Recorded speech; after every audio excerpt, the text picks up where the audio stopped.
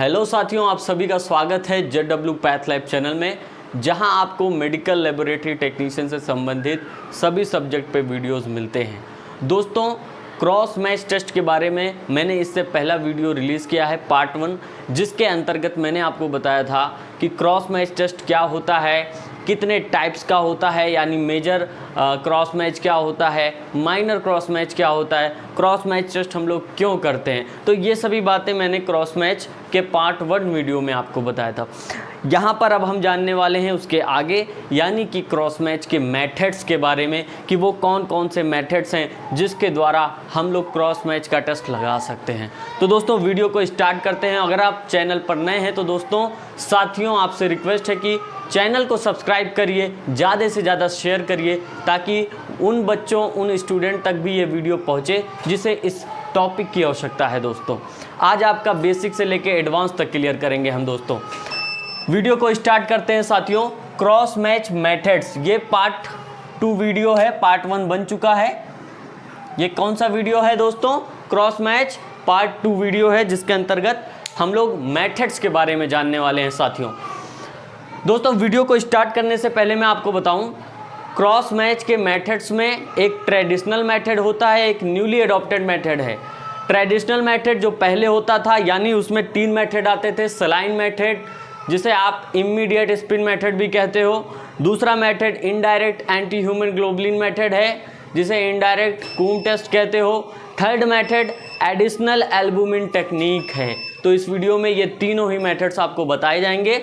Newly method जो होता है, मैं आपको थोड़ा सा बता दूं इसके बारे में, उसके अंतर्गत क्लासिकल ट्यूब टेस्ट आता है। क्लासिकल ट्यूब टेस्ट में हम लोग जब आगे वीडियो रिलीज़ करेंगे तो आपको उसके बारे में बताएंगे, और उसी वीडियो में हम लोग बताएंगे कि जेल कार्ड से आप किस तरह से क्रॉस मैच टेस्ट करते हो। तो साथियों, वीडियो को स्टार्ट करते हैं। क्रॉस मैच के मेथड्स में सबसे पहला जो मेथड आएगा उसे सलाइन मेथड या फिर इमीडिएट स्पिन टेक्निक कहा जाता है। सलाइन टेक्निक या इमीडिएट स्पिन टेक्निक कहा जाता है। ये ट्रेडिशनल सबसे पहला मेथड था जिससे हम क्रॉस मैच करते थे। दोस्तों, सलाइन टेक्निक या इमीडिएट स्पिन टेक्निक, इस टेक्निक के द्वारा जब हम क्रॉस मैच करते हैं तो हम डिटेक्ट कर सकते हैं IgM एंटीबॉडीज़ को ऑफ ABO सिस्टम के। ठीक है, अब इसका मतलब समझो दोस्तों। ABO सिस्टम क्या है? A blood group, B blood group, O blood group, ABO blood group. ये कार्ल लैंड स्टीनर के द्वारा दिया गया था ABO सिस्टम। तो ABO सिस्टम में जितनी एंटीबॉडीज़ होती हैं वो IgM टाइप की होती हैं। दोस्तों, यहाँ पे नोट पॉइंट आप लोग याद रख लेना। ABO सिस्टम में जैसे कि एंटी A, एंटी B, ये ABO सिस्टम की एंटीबॉडीज़ हैं। और ABO सिस्टम की एंटीबॉडी जितनी भी होती हैं साथियों, वो किस टाइप की होती हैं? IgM नेचर की होती हैं, इम्यूनोग्लोबुलिन M नेचर की होती हैं। इस चीज़ को याद करना दोस्तों। साथ ही साथ इसकी भी जानकारी लेना दोस्तों कि जितनी भी RH एंटीबॉडी होती हैं, यानी RH सिस्टम की जितनी भी एंटीबॉडी होती हैं, जैसे आपने सुना होगा एंटी D होता है, लेविस एंटीबॉडी होता है, ठीक है, C एंटीबॉडी होता है, स्मॉल E एंटीबॉडी होता है, ये सब RH सिस्टम की एंटीबॉडीज़ हैं। तो साथियों, जो भी RH सिस्टम की एंटीबॉडीज़ होती है, जैसे कि मेजॉरिटी में एंटी D या कोई भी RH एंटीबॉडी, वो IgG नेचर की होती है। किस नेचर की होती है साथियों? IgG नेचर की होती है। ठीक है, तो इन दोनों में फ़र्क क्या होता है IgM IgG में, वो मैंने पार्ट 1 में डिस्कस किया है, उसको देख लेना। फिर से दोस्तों, सलाइन टेक्निक है। इस टेक्निक के द्वारा जब हम क्रॉस मैच करते हैं तो ABO सिस्टम की एंटीबॉडी जो IgM नेचर की होती हैं, इनका डिटेक्शन करते हैं। नंबर 1 आप पॉइंट लिख लेना। नाउ, अब ये जो सलाइन टेक्निक है, जिसे इमीडिएट स्पिन टेक्निक कहते हो साथियों, इसे कैसे करते हैं? प्रोसीजर इसका काफ़ी ज़्यादा इम्पॉर्टेंट होता है। तो प्रोसीजर मैंने इमेज के द्वारा और कुछ राइट भी कर दिया है, और आपको किस तरह से समझाना है आप इसे देखिए। जब हम बात कर रहे हूँ सलाइन टेक्निक या इमीडिएट स्पिन टेक्निक की, तो हमें प्रोसीजर में राइट करना है। 2 टेस्ट ट्यूब ले लेने हैं, पहले समझाऊंगा फिर आपको नोट डाउन कराऊंगा। 2 टेस्ट ट्यूब हमें ले लेने हैं। एक टेस्ट ट्यूब पे हमें लेबल करना है A मेजर टेस्ट के लिए, दूसरे टेस्ट ट्यूब पे लेबल करना है B माइनर टेस्ट के लिए। पहला काम हम लोग ये करेंगे। आफ्टर दैट मेजर टेस्ट मैंने पार्ट 1 में बताया था। मेजर टेस्ट जब लगाते हो आप तो पेशेंट का सीरम और डोनर का सेल ऐड करते हो तो वो मेजर टेस्ट बन जाता है। इसी तरह से माइनर इसी का अपोजिट हो जाता है। तो अब हम क्या करेंगे, मेजर वाले टेस्ट ट्यूब में पेशेंट का सीरम 2 ड्रॉप, ठीक है, तो 2 ड्रॉप हमने पेशेंट का सीरम ऐड किया मेजर वाले टेस्ट ट्यूब ए में, और 1 ड्रॉप डोनर सेल जो कि 2 से 5% के सस्पेंशन में हमने बनाया है, उसको हमने इसी सेम ए वाले टेस्ट ट्यूब में ऐड कर दिया। ठीक है, अब इधर आ जाओ माइनर पे। माइनर वाला टेस्ट ट्यूब बी है हमारा। सबसे पहले हमने लेबल किया था बी। अब हम क्या करेंगे, माइनर टेस्ट लगा रहे हैं तो डोनर का सीरम लेंगे और पेशेंट का सेल लेंगे। ठीक है, डोनर का सीरम लेंगे या प्लाज्मा लेंगे और पेशेंट का सेल लेंगे। तो इसमें हम लोग क्या करेंगे, ऐड लिखोगे आप टेस्ट ट्यूब बी में, ऐड डोनर सीरम और plasma 2 drop plus 1 drop of patient cell 2 to 5% suspension में, दोनों ऐड कर दोगे बी वाले टेस्ट ट्यूब में जो कि माइनर टेस्ट आप लगा रहे हो। अब इन दोनों टेस्ट ट्यूब में पेशेंट का सेल, डोनर का सेल, पेशेंट का सीरम, डोनर का सेल मेजर में, माइनर में डोनर का सीरम और पेशेंट का सेल ऐड हो चुका है। अब दोनों ही टेस्ट ट्यूब को मिक्स करो अच्छे से। क्या करना है दोस्तों, मिक्स करना है अच्छे से। उसके बाद इसी सेम टेस्ट ट्यूब को इंक्यूबेट कर दो रूम टेम्परेचर पे 10 मिनट के लिए। इन्हीं दोनों टेस्ट ट्यूब को मिक्स करने के बाद रूम टेम्परेचर पे इंक्यूबेट कर देना है। इंक्यूबेशन के बाद 0.5 आएगा। दोनों ही टेस्ट ट्यूब को सेंट्रीफ्यूज करोगे 1000 RPM पे 1 से 2 मिनट के लिए। आफ्टर सेंट्रीफ्यूज दोनों ही टेस्ट ट्यूब को निकालोगे, 2 स्लाइड अलग से लोगे। क्या लोगे, 2 स्लाइड लोगे अलग से, और दोनों ही टेस्ट ट्यूब में से मेजर और माइनर में से 1 drop tube A 1 drop tube be on each slide. दोनों ही स्लाइड पे 1-1 ड्रॉप ले लोगे। 1 ड्रॉप मेजर का टेस्ट ट्यूब से और 1 माइनर का। ठीक है, स्लाइड पे हमने ले लिया सेंट्रीफ्यूज के बाद। अब इसी टेस्ट ट्यूब पे हम लोग 1 ड्रॉप नॉर्मल सेलाइन ऐड कर देंगे। नॉर्मल सेलाइन 1 ड्रॉप ऐड कर देंगे और इस स्लाइड को माइक्रोस्कोप में एग्जामिन करेंगे और देखेंगे कोई एग्लूटिनेशन तो नहीं आ रहा है। क्या देखेंगे कि कोई एग्लूटिनेशन तो नहीं आ रहा है, और अगर हमने चेक किया और कोई भी एग्लूटिनेशन नहीं है साथियों, इसका मतलब हमने जो ब्लड ग्रुप देना है वो कंपेटिबल है, यानी वो ट्रांसफ्यूज हम कर सकते हैं पेशेंट में। और अगर हमने स्लाइड को देखा माइक्रोस्कोप में और उसमें हमें एग्लूटिनेशन या हीमोलिसिस दिखाई दे रहा है, तो फिर हम क्या समझ सकते हैं कि हमारा जो ब्लड है वो इनकम्पेटिबल है, यानी वो ट्रांसफ्यूज नहीं किया जा सकता है। तो वो इंटरप्रिटेशन मैं आपको बता दूंगा। तो ये एक बार मैंने हिंदी में समझाया है। अब राइट डाउन आप कैसे करोगे, क्योंकि आप लोग नोट्स के पीछे भागते हो साथियों। तो नोट्स आप लोग कैसे राइट करोगे, आप प्रोसीजर में लिखेंगे, नंबर 1 पॉइंट डालेंगे, राइट लेबल। सबसे पहले आप क्या राइट करोगे, take 2 test tube, label A test tube for major and B test tube for minor. सबसे पहले आप ये काम करोगे।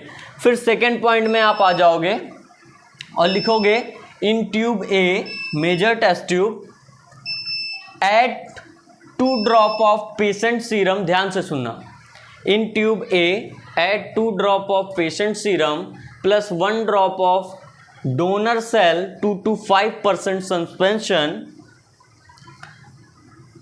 And mix well.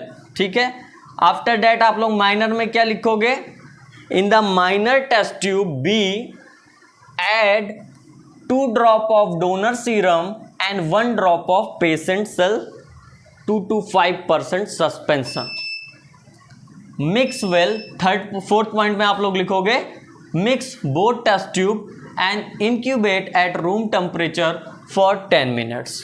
After incubation, centrifuge the both test tube at 1000 RPM for 1 to 2 minutes. इस तरह से आपके 5 पॉइंट बन गए।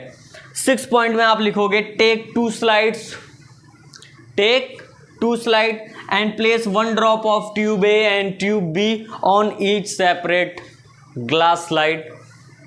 After this in the slides put 1 drop of normal saline on each separate slide and examine under the microscope। इस तरह से आप प्रोसीजर में 7 पॉइंट तक राइट कर सकते हो बहुत ही इजीली। ना अब इंटरप्रिटेशन में आपको बताता हूं दोस्तों। सो इरेज कर देते हैं। अब आई होप आपने राइट किया होगा।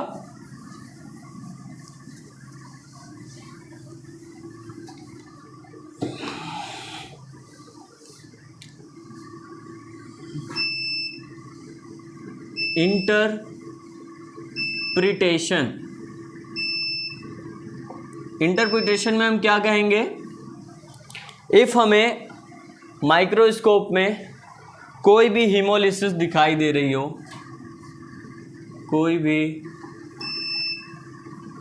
हीमोलिसिस या इवन वीक एग्लूटिनेशन,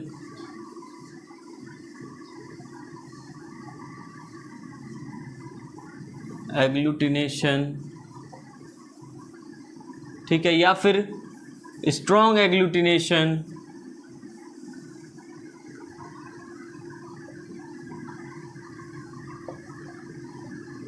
दिखाई दे रही है, तो इसका मतलब हुआ हमारा जो ब्लड है वो इनकम्पेटिबल है।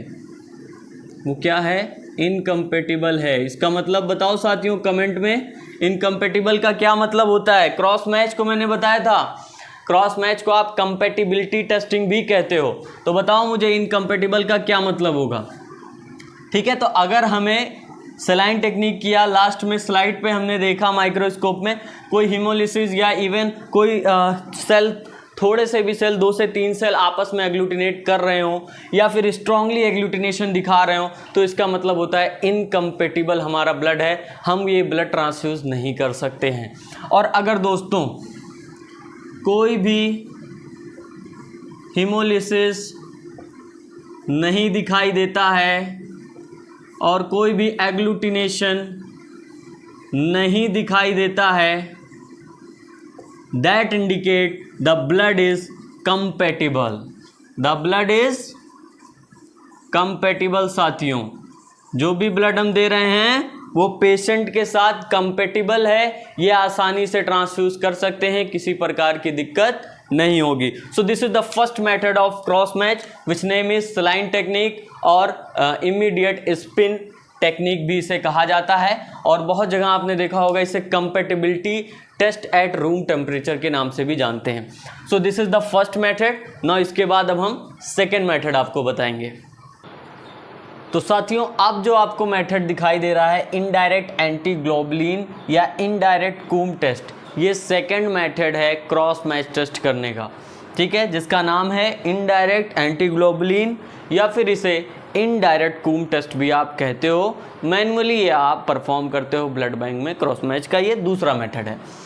अच्छा, इनडायरेक्ट एंटीग्लोबुलिन या इनडायरेक्ट कूम टेस्ट, इसके द्वारा या इसके ज़रिए हम डिटेक्ट कर सकते हैं इनकम्प्लीट एंटीबॉडीज़ को जो कि IgG होती हैं। अच्छा, अब मुझे आप बताना, इससे पहले वाले मेथड में मैंने आपको बताया था साथियों कि IgG एंटीबॉडी किस सिस्टम में पाई जाती हैं। हाँ, तो जो भी बोल रहे होगे या सोच रहे होगे या कमेंट किया है कि RH एंटीबॉडी RH सिस्टम में जितनी भी होती हैं वो IgG नेचर की होती हैं, तो वो करेक्ट होंगे। ठीक है, तो इस मेथड के द्वारा हम लोग इनकम्प्लीट एंटीबॉडी IgG को डिटेक्ट कर सकते हैं। ठीक है, दूसरा प्रश्न ये हो सकता है सर IgG डायरेक्ट लिख सकते थे आप, यहाँ पे इनकम्प्लीट एंटीबॉडी इसे क्यों लिख दिया गया है?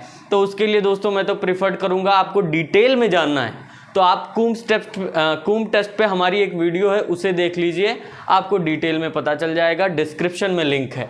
यहाँ पे मैं आपको थोड़ा सा बता देता हूँ।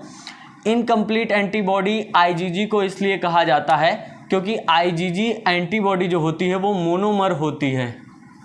मोनोमेरिक होती है।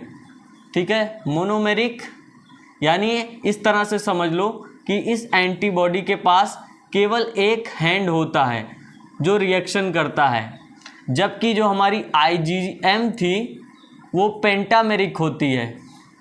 पेंटामेरिक डैट मीन उसके पास 5 हाथ होते हैं, 1 2 3 4 5। अब 5 जिसके पास हाथ होगा वो ज़्यादा चीज़ें पकड़ेगा और जल्दी एग्लूटिनेट करेगा या नहीं करेगा। और जिसके पास एक हाथ होगा, ओनली 1 हैंड, मोनोमेरिक होगा, वो जो है कम एग्लूटिनेशन करेगा या वीक एग्लूटिनेशन करेगा।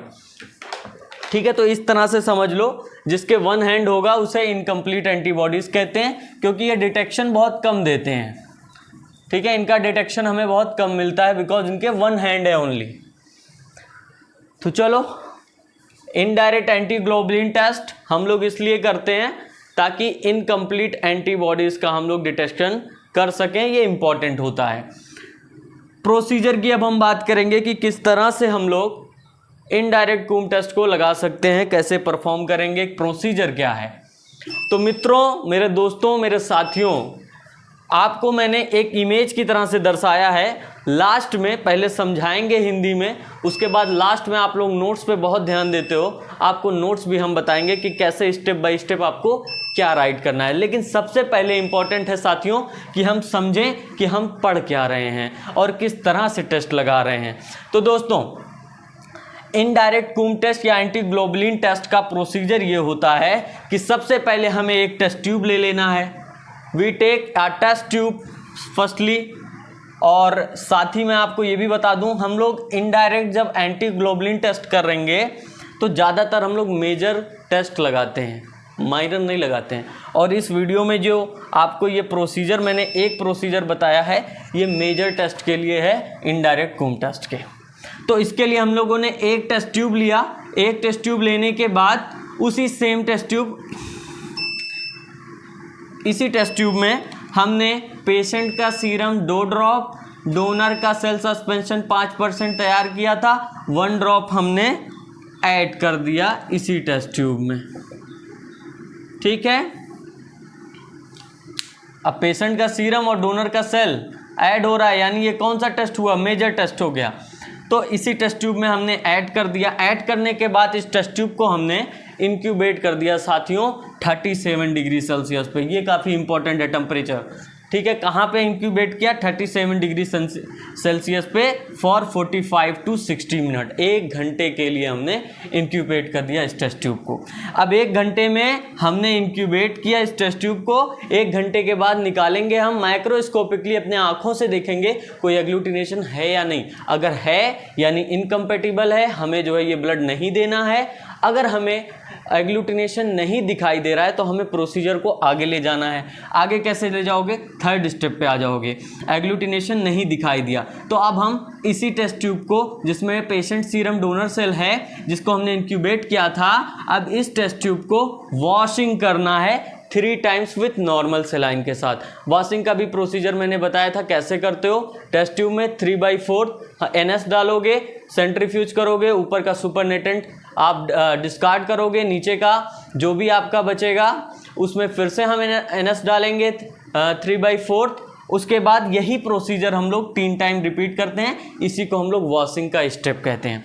ठीक है, तो अब इस टेस्ट ट्यूब को इंक्यूबेट करने के बाद वॉश किया हमने 3 बार, किसके साथ, नॉर्मल सेलाइन के बाद, नॉर्मल सेलाइन के साथ। ठीक है दोस्तों, तो ये 3 स्टेप आप याद कर लो। अब देखो दोस्तों, जो वॉशिंग कर लोगे, वॉशिंग करने के बाद इसी टेस्ट ट्यूब को हम लोग लेते हैं और इसमें AHG रिएजेंट 2 ड्रॉप्स ऐड कर देंगे। ठीक है, वॉश कर दिया टेस्ट ट्यूब को। वॉश करने के बाद सुपरनेटेंट रिलीज किया। हमारे पास AHG reagent, anti human globulin reagent, ये मार्केट में कमर्शियली अवेलेबल है, आपको बनाना नहीं है, कमर्शियली अवेलेबल है। आप 2 ड्रॉप बस इसी सेम टेस्ट ट्यूब में ऐड कर दोगे। बोलो, ऐड कर दिया सर हमने। ऐड करने के बाद इस टेस्ट ट्यूब को सेंट्रीफ्यूज अप करोगे 1000 RPM पे 1 मिनट के लिए। सेंट्रीफ्यूज करोगे, फिर निकालोगे और देखोगे कि टेस्ट ट्यूब में कोई एग्लूटिनेशन या हीमोलिसिस तो नहीं है, और अगर है तो यानी इनकम्पेटिबल है, और अगर नहीं है तो यानी कंपेटिबल है और आप ये ब्लड ट्रांसफ्यूज कर सकते हो। फिर वी चेक एग्लूटिनेशन। यहाँ पे स्टार पॉइंट मैंने बनाया है।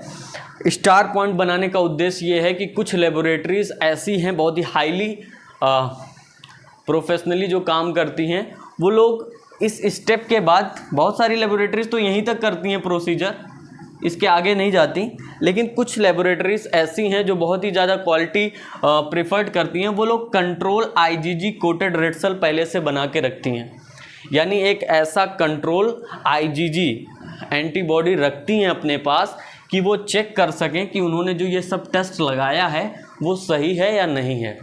इसे कैसे वो चेक करती हैं?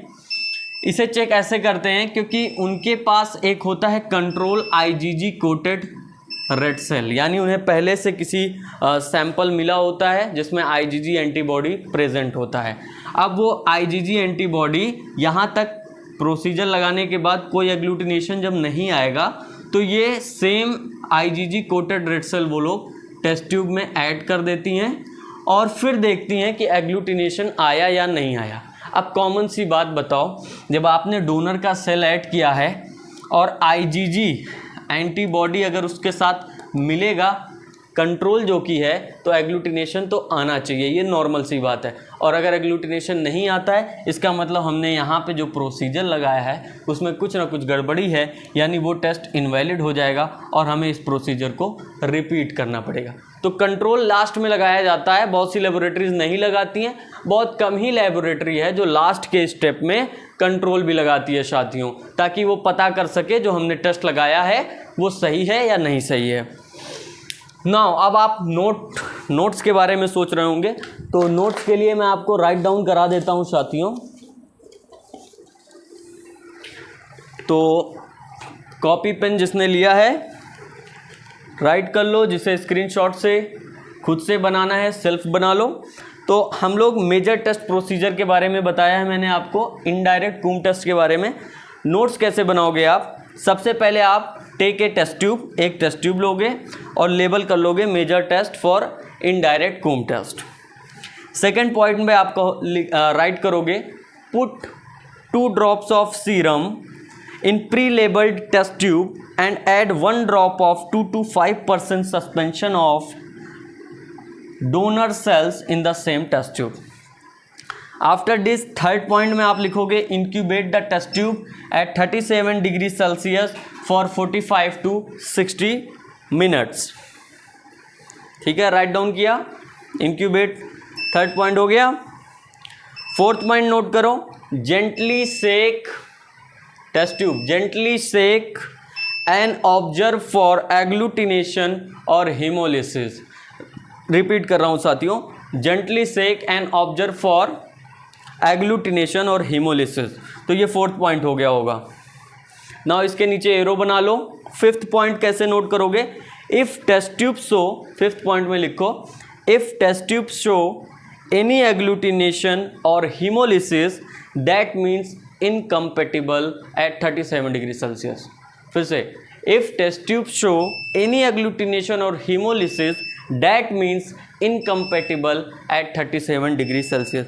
यानी इस 3 प्रोसीजर के बाद अगर हमने टेस्ट ट्यूब में देखा कोई भी एग्लूटिनेशन या hemolysis, तो वो इंडिकेट करता है कि इनकम्पेटिबल ब्लड है, ये हमें नहीं देना है।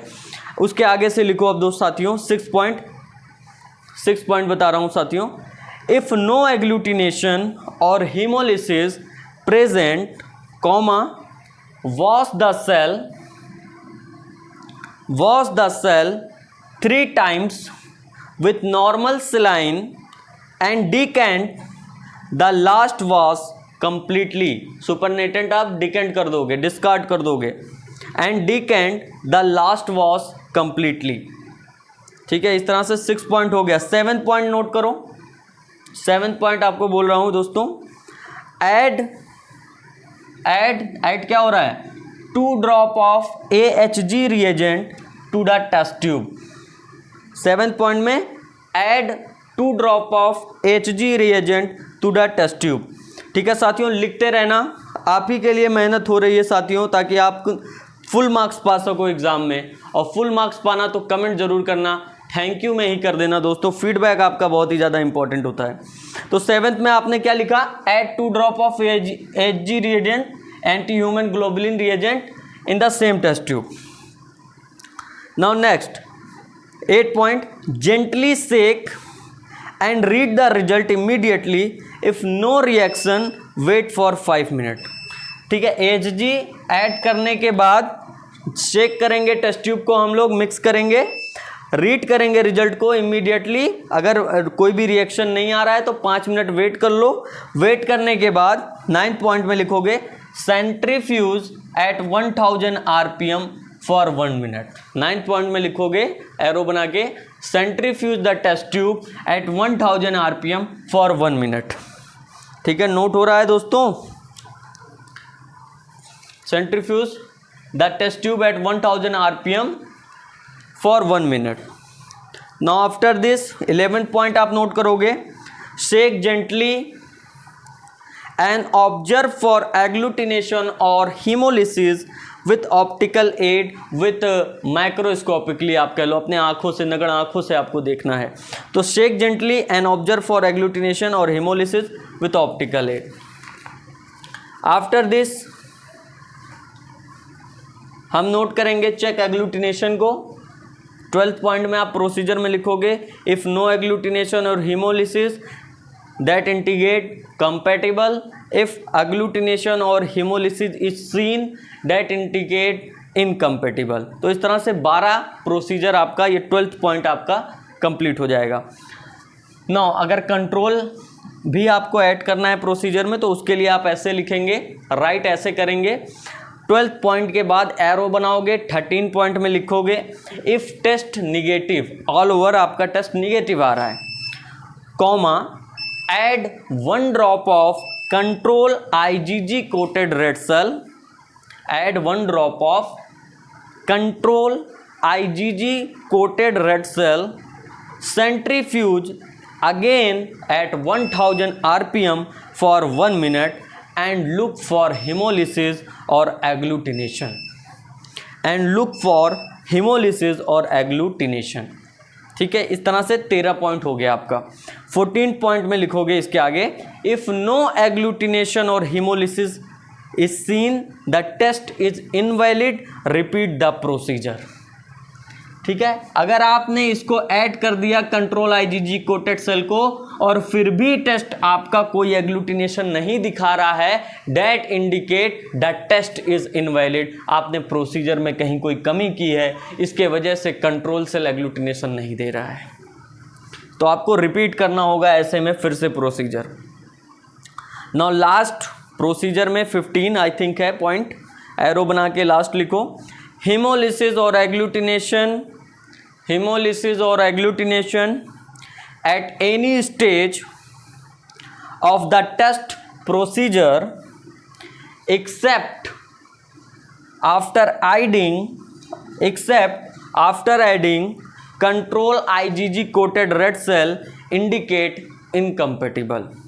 लास्ट आप राइट करोगे, हीमोलिसिस और agglutination at any stage of the test procedure except after adding control IgG coated red cell indicate incompatible. इसका मतलब क्या हुआ साथियों कि हीमोलिसिस और एग्लूटिनेशन अगर आपको कोई यहाँ से लेके यहाँ तक में कहीं भी प्रोसीजर में दिखाई दे रहा है तो इसका मतलब है जो आपने टेस्ट लगाया है ब्लड के साथ वो इनकम्पेटिबल है, उसे हम लोग ट्रांसफ्यूज नहीं कर सकते हैं पेशेंट में एक्सेप्ट कंट्रोल के, क्योंकि कंट्रोल में आपको एग्लूटिनेशन दिखना चाहिए। अगर नहीं दिखता है तो रिपीट करना होगा प्रोसीजर को, क्योंकि वो टेस्ट इनवैलिड माना जाएगा। तो आई होप आपको ये समझ में आया होगा टेक्निक जो मेरे द्वारा बताया गया है, इनडायरेक्ट कूम टेस्ट। बहुत ही ईजी तरीके से अगर आप इमेज भी बना दोगे और अच्छी तरीके से उसमें आप वेल डायग्राम होगा, लेबलिंग अच्छी सी होगी, ठीक है, आपने पॉइंट बराबर लिखे होंगे, जैसे 1 स्टेप 2 स्टेप करके 3 स्टेप, तो आपको केवल इमेज पे ही दोस्तों अगर वो टीचर जानकार है, सही से जान रहा है, तो वो आपको फुल मार्क्स देगा सिर्फ इमेज क्लियर बनाने पे और सभी चीज़ें सही से राइट करने पे। ठीक है, तो आई होप आपको ये वीडियो समझ में आया होगा। इसके बाद जो हम बताएंगे आपको वो थर्ड मेथड है जिसे एल्बुमिन एडिशन टेक्निक कहते हैं। क्या कहते हैं साथियों? एल्बुमिन एडिशन टेक्निक कहते हैं। ये भी सेम जो है आपको इनडायरेक्ट कूम टेस्ट की तरह रहेगा, बस बीच में हम लोग बोवाइन सीरम एल्बुमिन ऐड करेंगे, तो वो अभी आपको इसके नेक्स्ट में पता चलेगा। दोस्तों फिर से साथियों मैं आपसे कह रहा हूं, चैनल पर अगर नए हो तो चैनल को सब्सक्राइब जरूर कर देना साथियों। ये सब मेहनत आपके लिए है, आपके फीडबैक के लिए है। दोस्तों बहुत सारे बच्चे फीडबैक देते हैं, सर इस टॉपिक पे वीडियो बनाइए, तो आप लोगों का कहीं ना कहीं फीडबैक ही दोस्तों है जो मुझे मजबूर करता है और मैं आपके लिए टाइम निकाल कर साथियों वीडियो बनाता हूं। तो अगर वीडियो समझ में आए दोस्तों तो इसे जो है लाइक कीजिए और हमारे चैनल को सब्सक्राइब कीजिए साथियों, और फीडबैक जरूर किया करिए। तो इसे नोट डाउन कर लो साथियों। तो मेरे प्यारे साथियों, जैसा कि मैंने आपको बताया था, इनडायरेक्ट कूम टेस्ट के सेम तरह ही थर्ड मेथड क्रॉस मैच का, जिसका नाम है एल्बुमिन एडिशन टेक्निक, वो होता है। ठीक है, तो थर्ड मेथड के बारे में हम बता रहे हैं आपको।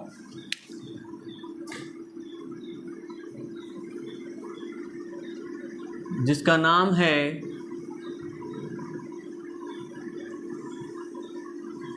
Albumin addition technique. ये थर्ड मेथड है क्रॉस मैच टेस्ट करने का, जो कि बिल्कुल ही इनडायरेक्ट कूम टेस्ट की तरह है। बस आपको नाम से ही सजेस्ट हो रहा होगा, एल्बुमिन एडिशन टेक्निक रख दिया गया है, यानी इस मेथड में बस एल्बुमिन का एडिशन हो जा रहा है, जो कि 22% बोवाइन सीरम एल्बुमिन को हमने यहाँ कहा है। तो देखो, अब ये थर्ड मेथड है एल्बुमिन एडिशन टेक्निक का। इसमें भी हम लोग डिटेक्ट करते हैं इनकम्प्लीट एंटीबॉडीज़ को, जो कि आईजीजी नेचर के होते हैं। ठीक है, जो कि आईजीजी नेचर के होते हैं। तो सेम रहेगा सब कुछ। प्रोसीजर की जब हम बात करेंगे तो थोड़ा सा चेंजिंग हो जाएगा। एल्बुमिन एडिशन टेक्निक में प्रोसीजर में सबसे पहले टेस्ट ट्यूब आपको लेना है, पेशेंट सीरम, डोनर सेल, सब कुछ 2 ड्रॉप 1 ड्रॉप सब कुछ सेम होगा मेजर टेस्ट की तरह। सो सबसे पहले आपने एक टेस्ट ट्यूब लिया, उसमें patient serum 2 drop 1 drop donor cell add कर दिया। आफ्टर दिस सेकेंड में आप 2 drop 22% bovine serum albumin 2 drop आप लोग इसमें ऐड कर दोगे इस टेस्ट ट्यूब में। ठीक है, ये आपको कमर्शियली मिल जाएगा, ये आपको बनाने की ज़रूरत नहीं है। Bovine serum albumin 22% commercially market में मिलता है, उसका 2 ड्रॉप आपको इस टेस्ट ट्यूब में ऐड कर देना है। अब इस टेस्ट ट्यूब को इंक्यूबेट करेंगे आप 37 डिग्री सेल्सियस पे 30 मिनट्स के लिए। ठीक है, यहाँ पे 30 मिनट्स हो जाएगा। इनडायरेक्ट में 60 मिनट तक था, यहाँ पे 30 मिनट्स हो जाएगा। इसके बाद ये थर्ड स्टेप। फोर्थ स्टेप में इंक्यूबेट के बाद आप लोग सेंट्रीफ्यूज करोगे, टेस्ट ट्यूब को सेंट्रीफ्यूज करोगे 1K मैंने लिख दिया है आरपीएम पे 1 मिनट के लिए, और सेंट्रीफ्यूगेशन होने के बाद चेक करोगे टेस्ट ट्यूब में कोई एग्लूटिनेशन तो नहीं है। अगर एग्लूटिनेशन दिखाई दे रहा है दैट मीन इनकम्पेटिबल है, प्रोसीजर बंद कर दो। इसका मतलब ये हुआ इनकम्पेटिबल, यानी अब ये ब्लड हम ट्रांसफ्यूज नहीं करेंगे क्योंकि ये इनकम्पेटिबल है। और अगर कोई भी एग्लूटिनेशन इस स्टेप में नहीं दिखाई दे रहा है तो अब हम स्टेप आगे बढ़ाएंगे। स्टेप कैसे आगे बढ़ाओगे? वॉश करोगे इस टेस्ट ट्यूब को 3 टाइम नॉर्मल सेलाइन के साथ वॉश करोगे। वॉश का टेक्निक मैंने बताया ही है आपको, डिस्क्रिप्शन में लिंक भी मिलेगा। वॉशिंग करने के बाद इस टेस्ट ट्यूब में सेम जैसा कि कूम टेस्ट में था वैसा ही सेम होगा। 2 ड्रॉप आपको एचजी रिएजेंट ऐड करना है, फिर सेंट्रीफ्यूज करना है 1 मिनट के लिए। आफ्टर दिस चेक करना है एग्लूटिनेशन आ रहा है या नहीं आ रहा है। ठीक है, तो इस तरह से आप लोग चेक करेंगे।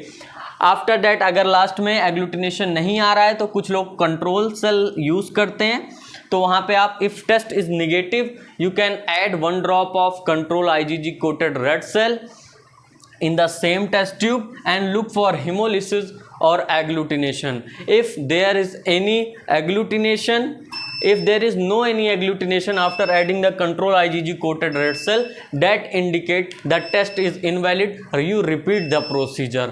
ओके, तो इस तरह से एल्बुमिन एडिशन टेक्निक आप लगा सकते हो।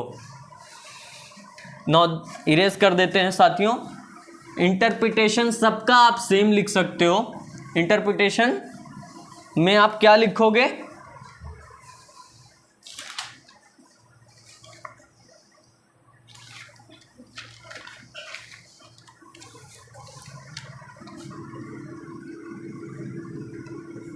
इंटरप्रिटेशन या result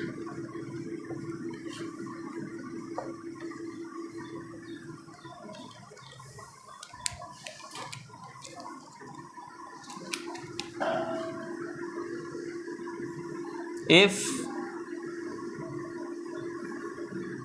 agglutination or hemolysis seen, that indicate incompatible,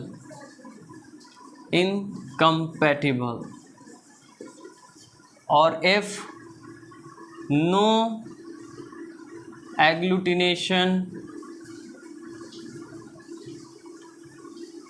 or hemolysis